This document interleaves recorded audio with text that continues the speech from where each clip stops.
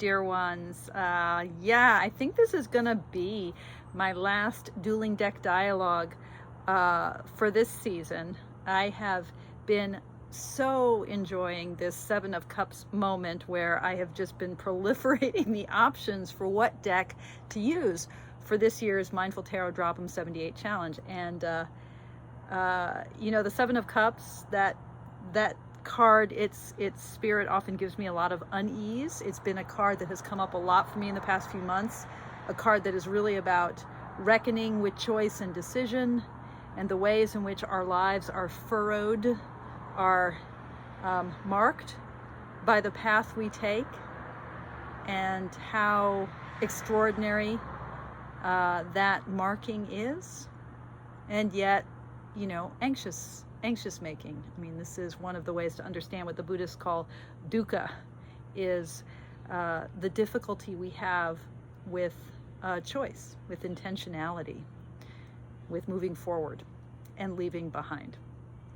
Yeah, and what's my card today? It is the Eight of Swords, which is another card that's about the difficulty of being precisely where we are. I think a lot of the tarot is about the difficulty of being precisely where we are.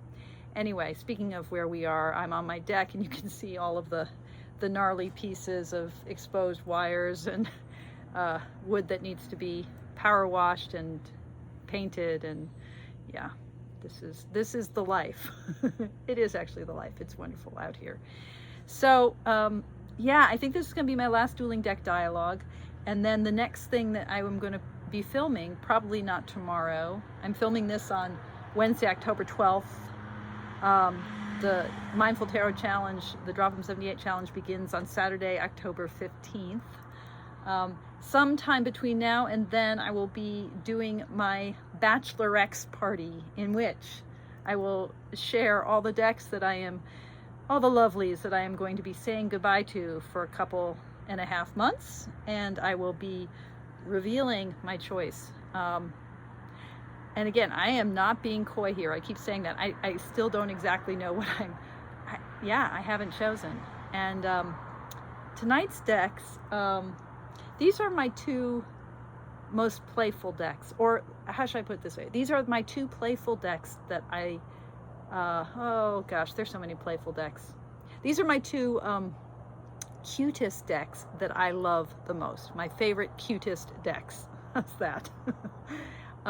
And I thought I had misplaced one of them. I thought I'd brought it to work today, because you always have to have a tarot deck with you, even if you're a chaplain and you're hanging out with, you know, the sick and their families all day. You need to have that tarot with you in your bag, just in case. So I brought this one of these two decks with me today, and then I couldn't find it as I was getting ready for this video, and my heart just stopped. And then there it was on the seat of my car, and I was like, oh, sweetie. And that sense of perhaps having lost it and then having found it, you know, my lost little lamb, made me realize just how attached I am to this deck. And yeah, and that attachment does make it a really strong contender for the Drop 'em 78 Challenge. That deck is, by the way, Zaara Kittenchops Playful Heart Tarot. I got to see Zaara at Newt's, at the Northwest Tarot Symposium this past weekend. I got to, she's someone that I don't know well, but every time we run into each other at festivals like this, it's just like, ugh, she's such a beautiful human being. And this deck is a beautiful deck. It's, you know, her motto is "Cuteness is my sacred space," which, you know, let's take that in. Cuteness is my sacred space. You know, what does that mean? And this deck is just, it's deep, and yet shows us that depth doesn't have to be mournful or sorrowful. That depth can be the depth of affirmation. And in saying that, I just dropped a card. And it is the Hierophant. Wow. Yeah, you know, this is an archetype I have been thinking about a lot lately, ever since Barbara Moore was talking about the Hierophant and Charles Harrington in their keynote for Northwest Tarot Symposium. I mentioned that in one of my earlier videos. And then I've been thinking about this as, you know, I mean, I resonate with this card, folks. This is not a shadow card for me, the Hierophant.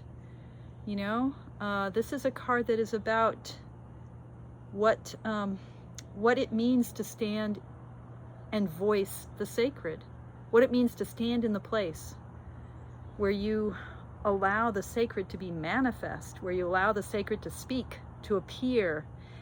And I was thinking about the Mary L. Hierophant, both the first edition and then the revised edition of it. And that first edition, which many found problematic or unsettling, but so that archetype that she invokes, the image of the Hierophant with as a female presenting figure with two babies suckling on her two breasts. Wow. Yeah. But here is Zaara's Hierophant. By the way, Zaara is working on a Marseille style deck, and I cannot wait. I cannot wait for her to complete that. By the way, the gorgeous backs and this incredible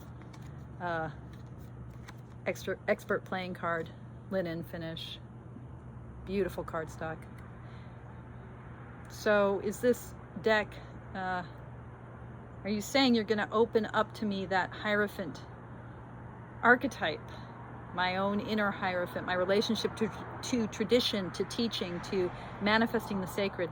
Are you going to open that up to me in a light and affirmative way? Is that what you're saying?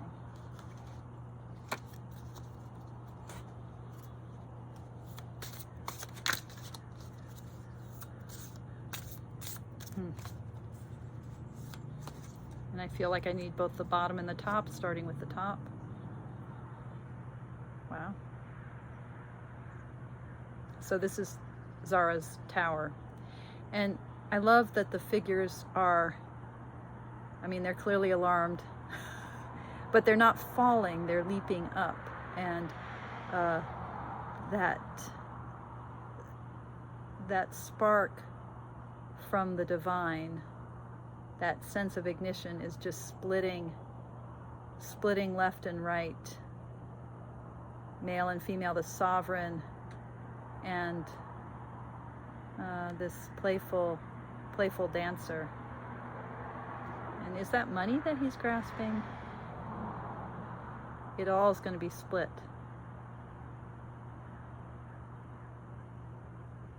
And yet the energy that's released here, look at the dancing female. So again, I sort of feel like this is reframing these energies that I've been living with for a while now. And are you saying that this is going to help me work with this fiery power, with this igniting power? Is that what you're saying?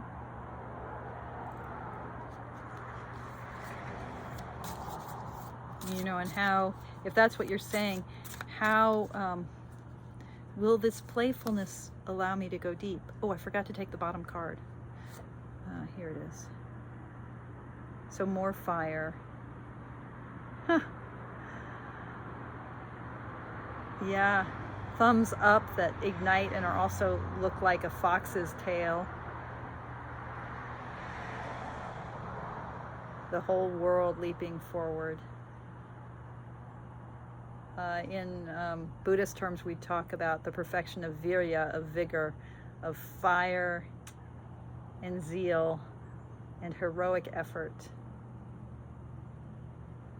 So you're going to help me with that fire, with my fire, which can also be kind of dysphoric. And this, I think, is a capping card. Yeah, you're going to help me with the fire. Here we go. Come home, Four of Wands, dance, play. Oh my God. This deck is so marvelous. I mean, it's clearly a deck that speaks to me and my energy, and I would never have thought that this would be a deck I could use for this challenge, but it's clearly a strong contender. My other favorite, cutest deck is Loreen Musick's Pixies Whisper, which is a deck I featured on this channel doing a reading about grief. And this is a deck that just, you know, surprisingly deep, surprisingly thoughtful, given how adorable it is. And, you know, it's got that kind of delightful make playing cards linen finish. I really love it. And these 6 different, I think there's 6 different backings. So Pixies Whisper, how are you speaking to me right now? What will you help me explore? What do you want to teach me? What do you want to show me?